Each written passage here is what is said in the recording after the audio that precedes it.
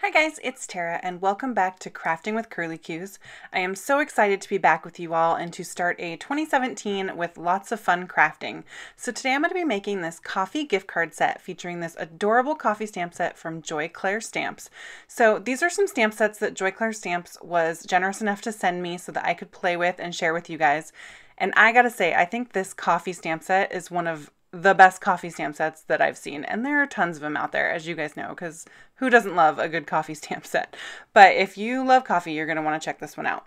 So I am starting with some card bases. This is brown paper bag cardstock from My Favorite Thing, so it's kind of like a craft, but it's a bit darker and a little bit rougher, and I just really thought that the texture and color lent itself to coffee really well. So I have some A2 card bases here that I have cut and scored but not folded yet, and I am taking a gift card die and I am running it through my Big Shot on the back of my card base. So this die is going to just cut a couple little flaps in your card base that are going to allow you to pop a gift card in there, and it'll hold on to it nice and strong. So you could either cut that right into the card base like I have, or you could just go ahead and cut it into an additional piece of cardstock and then adhere it onto the inside of your card. So lots of different options, and lots of different companies make those gift card die cuts, and they come in all different shapes and sizes. I will of course link to the one that I'm using below the video here, as well as over on my blog. So if you're interested in that, you can check it out. But just know that if you were to go to like any stamp store and type in the search like gift card die cut, you'd come up with a whole bunch of different options and you could select the look that you wanted. So for the front of my card base here, I fell in love with the fonts in this coffee stamp set. Like, they just scream coffee to me. Like, every single one of them looks like they would be all over Central Park and Friends. So of course I'm hooked right away. So I wanted to use this really fabulous coffee word, and it's meant to go with a couple different sentiments that are in the stamp set and like complete it, you know, like you're the cream in my coffee, that sort of thing. But I decided to go ahead and create a background using it. So I wanted a tone-on-tone look, so I am using some Versamark ink, and I'm just stamping this coffee word kind of all over the background here. I'm not being super careful to line it up perfectly. I want it to be a little bit whimsical because, you know, that's my thing. And so perfect lines take away the whimsy for me. So plus they add stress. So I just go with what I can. And the Versamark just allows that to kind of create a tone-on-tone look because it just kind of darkens those areas where you stamp. So a lot of people obviously use Versamark ink for heat embossing, but I don't know how many people use it for just watermarking, which is kind of another intention that it has to be used for, which is fabulous. So now that my backgrounds are done, I'm going to go ahead and work on my focal image here. And I have stamped this nice, really great sized coffee cup on some white cardstock. And I'm going to be 100% honest with you guys. I randomly grabbed this white cardstock, and it is not Neenah. So I usually do Copic coloring on 110 pound Neenah Solar White, and this is not. I don't know what this is. It was just in my stash and I grabbed it. And whatever it is, it's not my favorite to Copic color on. So I'm using Lawn Fawn Black Licorice dye ink for this. And usually I have pretty good luck with it in my Copics, and it doesn't run and it's great. Well, I got some pretty good smearing of my lines when I was Copic coloring, and I think it's because this cardstock is not super quality. So if you use your Lawn Fawn Black Licorice ink on some good quality cardstock to Copic color, I have never personally had this issue with my ink running and getting all kind of yucky with the Lawn Fawn ink. But for some reason here, like I said, I think it's because I've been out of the game for a while. I mean, I'm sure you guys have noticed, and I so much appreciate. I wanted to say thank you to everybody who has sent me a comment, an email, a message just saying, hey, we miss you, where you at? It means so much to me that you guys like notice that I'm not making videos as often anymore and care. Like, it's so great to have those reminders that this isn't just a community about crafting, it's a community. And it was just really sweet to everybody that reached out to me. I really, really appreciate it. I will let you guys know I'm 100% fine. Life just got crazy. It got busy. Unfortunately for me, something had to give. Like, I just kind of got to a point where my schedule changed. I just wasn't managing my time overly well. I couldn't fit everything in that I wanted to fit in. And I kind of had to choose and make some priority choices, and my family is going to come out on the top of that every time. And so I kind of had to do less of the crafting. And so, you know, I just kind of, since Halloween, I haven't really done a whole lot. I try to post an occasional photo of something. I try to keep you guys updated on what's actually going on in my life. So, you know, I haven't like, you know, I'm still out here. I didn't like disappear or something. But as far as the crafting goes, it just kind of had to take a break. But the good news is that I think that it rejuvenated me. I'm really going to work in 2017. One of my resolutions is to have better time management. I've got some exciting things happening in my life. Craft related and non-craft related, a bunch of which I will share. I'm planning on doing a curly Q&A video here soon, so I can kind of let you guys know what's been going on with me and what the plan for 2017 is and kind of what you can expect, and share a bunch more details than I'm going to share here. So if you have any interest in where the heck I've been for 2 months, then you can check that out when that gets posted in the next few days here. I'll kind of explain what I'm going to be doing as far as design teams and all that jazz goes in 2017, but bottom line is, I missed crafting. I missed all of you even more than I missed crafting, and I knew that I had to find a way to fit this back in my life. So now that I have yabbered all the way through all my Copic coloring, I will move back to the card, and you guys can tune into that curly Q&A later if you want to hear more of my personal yabbering. But anywho, so I colored everything in, really simple Copic coloring, just with some gray tones. I used warm grays on the cup and cool grays on the lid. I did that specifically so that I would get a different look because the cup and the lid are kind of different color whites, I guess. But it was just really simple shading. And then I did a little bit of shading on this paper piecing that I'm going to do for the little, I don't know what the heck you call that. I'm sure it has a name, the little don't burn your hand guy on the coffee cup.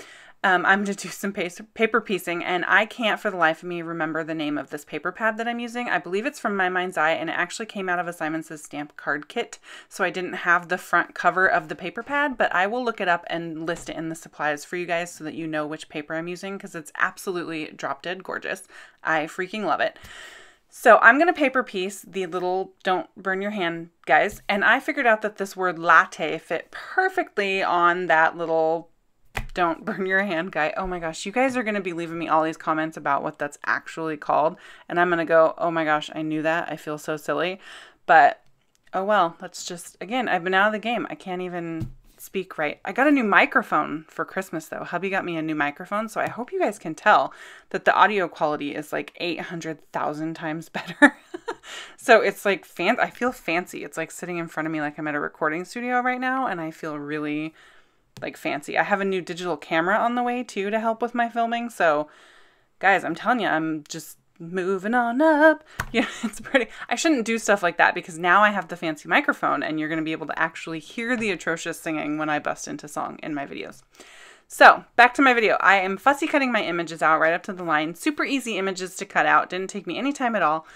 And once I'm done, I'm going to take my black soot distress marker and I'm going to line the outside of those images. So this is just a trick that I like doing to make sure that you don't see any of the white left over from the paper, and it makes it look like you cut it out like a champ.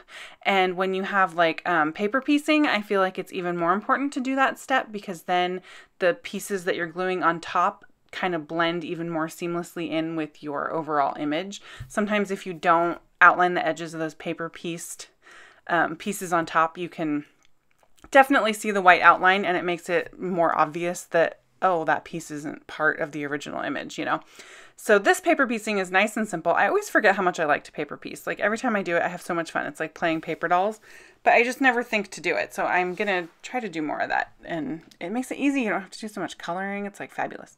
So now that everything is all cut out and nice and lined, I'm just going to take my zig glue pin and go ahead and adhere those little don't burn your hand jobbers right onto my coffee cups. I think they look so cool. You guys can see the lighting in my craft room. It's like nighttime, and so it just wigs my phone out because the bright pink of my mat, like it just freaks it out. I can't even handle it.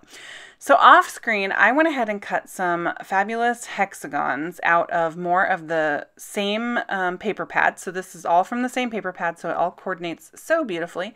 And these are the hexagon dies from Pretty Pink Posh. Love these dies. They're inside and outside stitch lines. So like the paper that I cut these out of, the hole that's left, the hexagon shaped hole, also has stitched lines around it. I'm getting so excited to be back doing videos. I'm just talking so fast. I'm tripping over myself. But anyway, they're fabulous dies, and they're really great basics to just have in your collection. And I decided to use them just to create a fun little background behind my coffee cup here. So I'm just playing with these different patterns. As you can see, I cut just a few. There's I used all the different sizes in the die set. There's these 3 different size hexagons, and I cut them all out of this pattern paper. And I'm just going to go ahead and kind of play with the patterns and mix them up there. You could see when I flipped it over that the pattern that I used for my paper piecing is actually on the back of that floral paper there. So that was how I knew it was going to coordinate perfectly. I like to let the paper pad do my job for me so that I don't have to worry about mixing patterns and stuff, because it's not always my strong suit, but you know, why do the work if someone much more talented than I at mixing patterns and colors has already done the work for me, right?